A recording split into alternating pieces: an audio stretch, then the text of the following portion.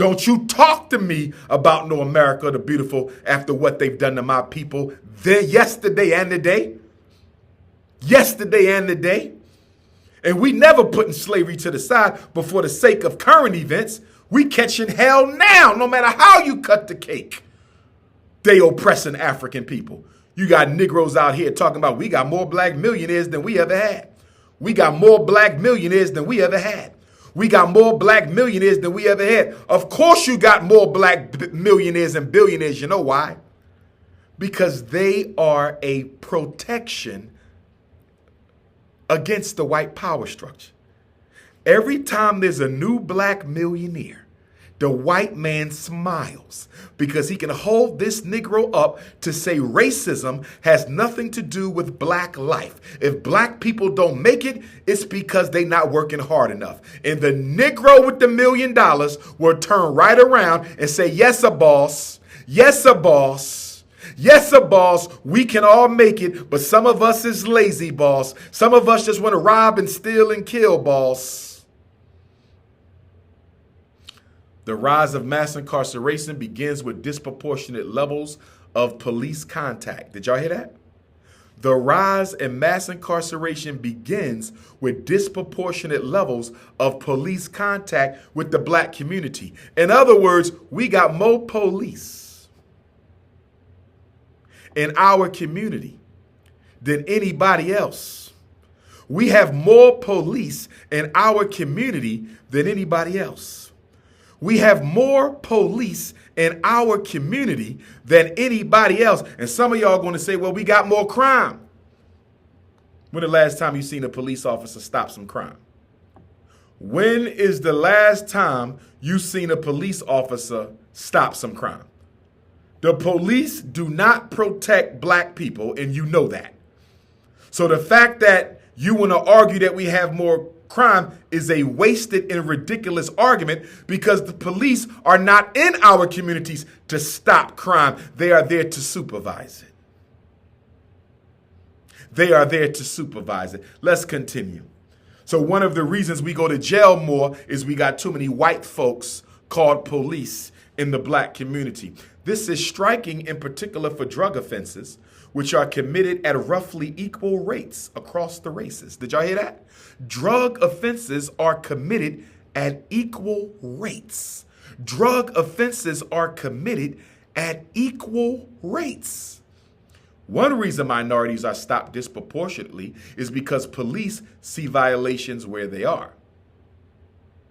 President of the International Association of Chiefs of Police, this white racist, said crime is often significantly higher in minority neighborhoods, and that is where we allocate our resources. That's a lie.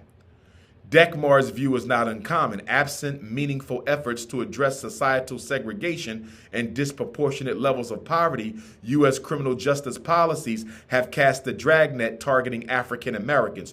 The war on drugs, which began as a war on crime, and is now just flat out a war on black people, including broken windows and stop, question, and frisk, sanction higher levels of police contact with blacks.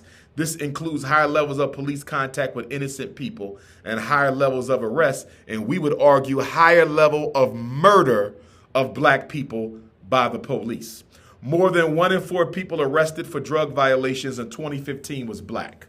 More than 1 in 4 people arrested for drug violations in 2015 was black, although drug use rates do not differ substantially by race and ethnicity, and drug users generally purchase drugs from people of the same race. The ACLU found blacks were 3.7 times more likely to be arrested for marijuana than whites in 2010, even though their rate of marijuana usage was comparable. I have a question for my black attorneys.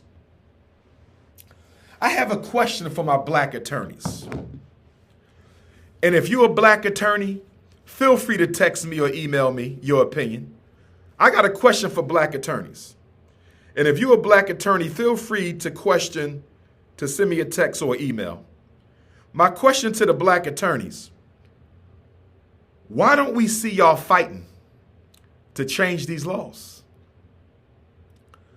Black attorneys, why don't we see y'all fighting to change these laws?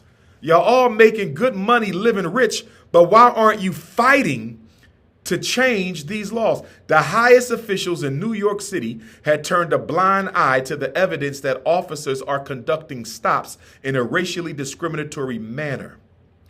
The policy, which broadly targets male residents in neighborhoods populated by low-income people of color to uncover drugs and weapons, was shown to be ineffective, and this assessment was validated when New York City continued its crime decline after scaling back stop and frisk. New York City, like many other cities, remain reluctant to scale back broken windows policing, a public safety approach that relies on clamping down on petty offenses and neighborhood disorder.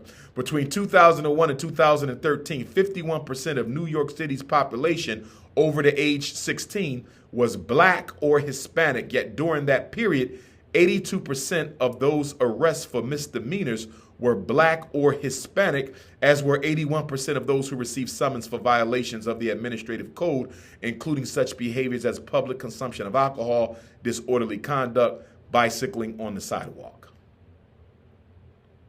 Wow.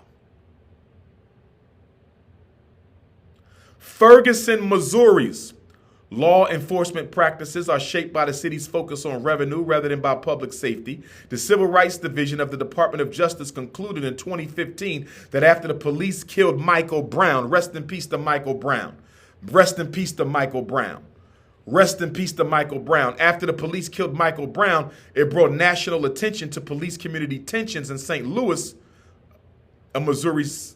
in the St. Louis, Missouri suburb. The Department of Justice found that Black residents' disproportionate rate of police stops, searches, and arrests resulted from city officials' growing reliance on municipal fines and fees, which police officers and court officers were exhorted to deliver through aggressive enforcement of traffic violations and petty offenses. Petty offenses. Let's talk about pretrial. I'm going to stop and come right back on the other side. I'm going to talk a little more about change, but I want to say this. If you have not donated to the school, your application will not be considered. How dare you look for a job from a school you ain't give 1 penny to in 9 years? You will not be considered for a job if you did not donate these 9 years to the Frederick Douglass and Marcus Garvey Academy, brothers and sisters.